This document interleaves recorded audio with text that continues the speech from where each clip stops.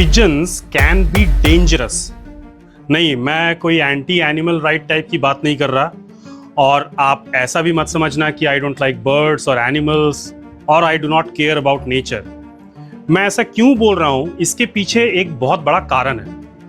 आप मुझे बताओ, आजकल शहरों में कबूतरों के अलावा और कौन से बर्ड्स आपको दिखाई देते हैं? आजकल शहरों में हाई राइज बिल्डिंग्स के बैल्कनी, टेरेस, इवन एसी के आउटडोर यूनिट्स में नेट या स्पाइक्स लगा हुआ दिखना काफी कॉमन बात है। तो अब एक तरफ तो हम इन पिजन्स से परेशान होकर ये नेट वगैरह लगाते हैं, और दूसरी तरफ हम में से कई लोग उन्हें दाना डालते हैं। हम अक्सर ये सोचकर उन्हें दाना डालते हैं या खिलाते हैं कि इससे हमें पुण्य मिलेगा, हम दूसरे जीव जंतुओं की केयर कर रहे हैं। लेकिन क्या आपको पता है कि कभी कभी अननोइंगली हम उनके साथ साथ खुद को भी नुकसान पहुंचा रहे हैं? पिजन्स, जो एक समय पर नेचर में पाए जाने वाले छोटे छोटे सीड्स या इंसेक्ट्स और वॉर्म्स खाना पसंद करते थे, आजकल लोगों के खिलाने की वजह से उनका नेचुरल डाइट खत्म सा हो गया है। शहरों में कबूतरों की संख्या बहुत तेजी से बढ़ रही है, और जब पिजन्स की पॉपुलेशन इतनी तेजी से बढ़ती है तो उनकी ड्रॉपिंग्स भी बढ़ जाती हैं। एक एवरेज पिजन दिन में 15 से 20 बार पॉटी करती है।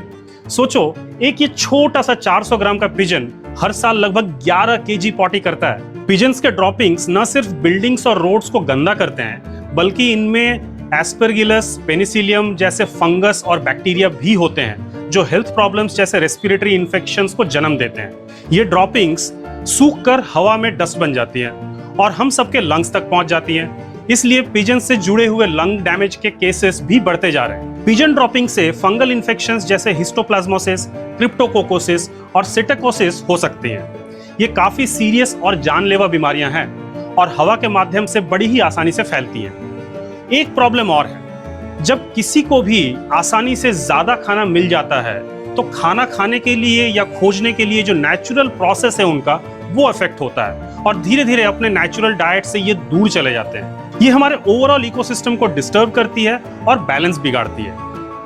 हमें समझना होगा कि पिजन्स को ज्यादा खिलाना किसी के लिए अच्छा नहीं है, ना उनके लिए, ना नेचर के लिए, और ना ही हमारे पूरे इकोसिस्टम के लिए। पिजन्स को फीड करने की जगह हमें उनके नेचुरल डाइट और इकोसिस्टम को बैलेंस करने पर फोकस करना चाहिए, और इन बीमारियों से बचने के लिए अपने आसपास सफाई रखें, पिजन्स के ब्रीडिंग ग्राउंड को क्लीन रखें, और प्लीज उन्हें खाना खिलाना अवॉइड करें। अगर आपको इन बातों में थोड़ा भी सेंस लगता है तो आप अपने आसपास के लोगों को एजुकेट कर सकते हैं, ये वीडियो शेयर कर सकते हैं और पिजन फीडिंग को कंट्रोल करने में मदद कर सकते हैं। Thank you.